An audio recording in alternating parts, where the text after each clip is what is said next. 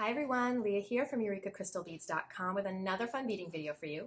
Before I get started, take a quick look at our channel, and if you like what you see, hit that subscribe button and notification bell, and you'll always know when we're posting new content. Going to be a lovely, simple set of earrings that is going to be a classy and classic look, whether you're wearing it out for a night on the town, whether you're going to a wedding, whether you're perhaps in a wedding. These would also be beautiful earrings for a bridal party, or even the bride if you switch around the colors. So I'm going to go over what we're going to be using here.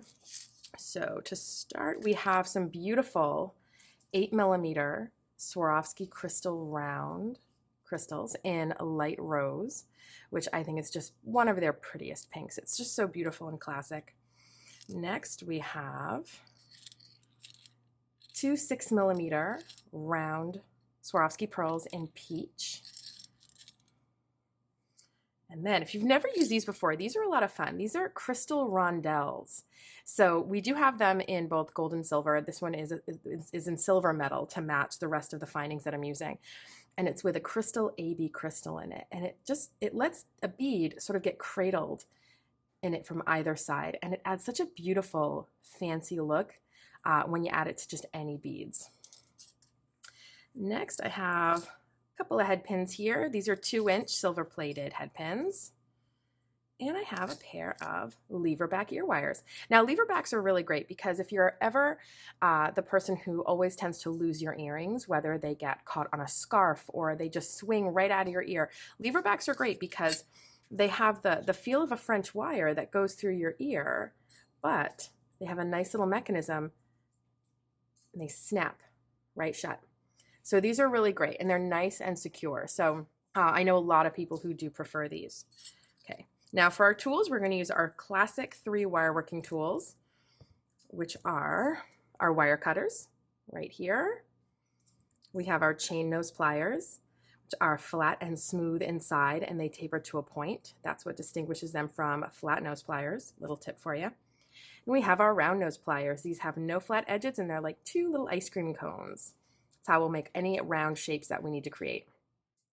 Okay, so to start off, I'm going to be loading on my beads in a way that you might not think is typical. I'm going to go small to big. I think oftentimes we tend to stick with large at the bottom and taper up to small, and that's of course beautiful, but the opposite of that can be just as lovely, and you have a little bit more of the interest at the top right at the earlobe, and then it tapers down. I also think it's lovely to do that here because the pearl tends to have sort of a heavier look than the crystal because the crystal allows the light to pass through it. So I think this is a really lovely way to sort of switch things up. And that's one of the things I like to show you guys is ways to kind of play with design a little bit in ways that maybe you might not think of. So that is our basic earring design, and now I'm going to show you how we're going to finish it up. Now, because this head pin is long enough and thin enough, we're going to do a quick little wrapped loop at the top.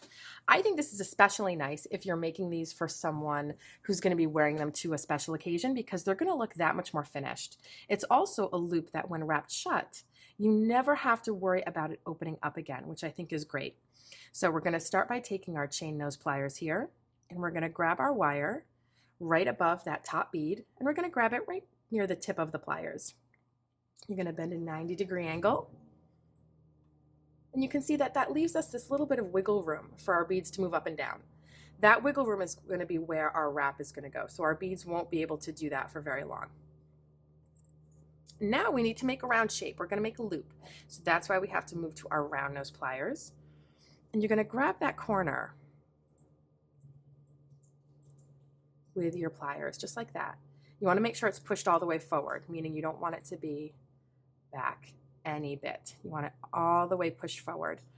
Now, where you grab it with the pliers determines how big your loop is going to be. If you grab it down here, it's going to be a little loop. If you grab it up here, it's going to be a big loop.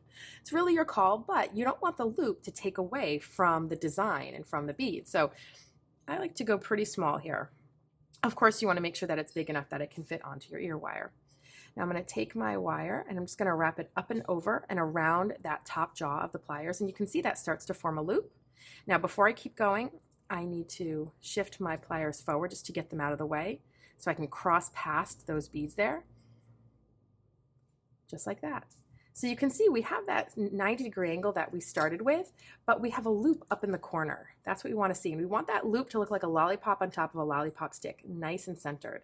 And then we just have this little wire tail hanging off the side. Now that is what we're going to use to wrap. Now we're going to go back to our chain nose pliers. We're going to grab that loop and sandwich it flat in between the pliers. And you want to make sure that you maintain that 90-degree angle. So you'll notice that my pliers are pointing in the same direction as that tail. And then our beads are coming out right to my left, or to your right, depending on if you're right or left-handed or how you prefer to do this. Now I'm going to take my wire, and as I wrap it, I'm going to maintain that 90-degree angle. That's what's going to make my wrap sit nice and next to each other. We're going to shoot for about 3 wraps here, and this is what we get. We get this lovely wrapped top to our earring. Now I'm going to take my cutter, and I'm going to cut that little tail off as close as I can get it. And no matter how close you get it, there's always that little bit of wire, you can see there, that just you can't really get off. So you're going to use your chain nose pliers here to tuck that little bit in. And I can't stress to you enough how important that is, because that's the kind of little thing that could get caught in your hair, or it could get caught in a scarf. And that's sort of one of the things that can help to pull it out of your ear as well. So we have our cute little earring here. Now we're going to stick it on our ear wire. Now all ear wires have a little loop, and that loop opens up. So you have to find where that little slit is in the loop, and you want to grab right next to it with your chain nose, and you're going to just swivel it open.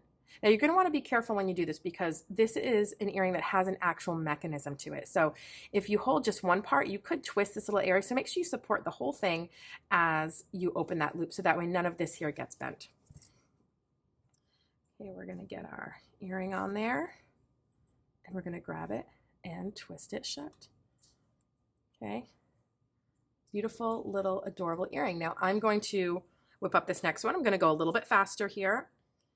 So if you need to see it step by step again, you can rewind the video and watch the part where I go a little slower. So we're taking our chain nose, we're making our bend, grabbing our round nose. And if you find that you have a hard time getting your loops to all be the same size, you can take a little Sharpie and you can make a little mark on your round nose pliers, and that is a great way to ensure that your loops come out roughly the same size. Because it's an earring, so you want it to really nicely match. So now we're going to sandwich that loop flat in between our chain nose pliers, and maintaining that 90-degree angle, we're going to wrap it about 3 times. Snip off that little tail as much as we can get, and nudge in